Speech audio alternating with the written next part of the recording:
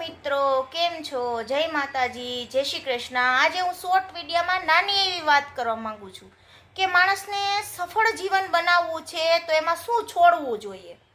તો એમાં બે શબ્દ છે સામાન્ય, કે બે શબ્દ તમારા જીવનમાંથી તમે કાઢી નાખશો ને તો સરસ મજાનું સફળ જીવન તમારું બનશે અને કોઈ દિવસ કોઈને અણગમતા નહીં બનો।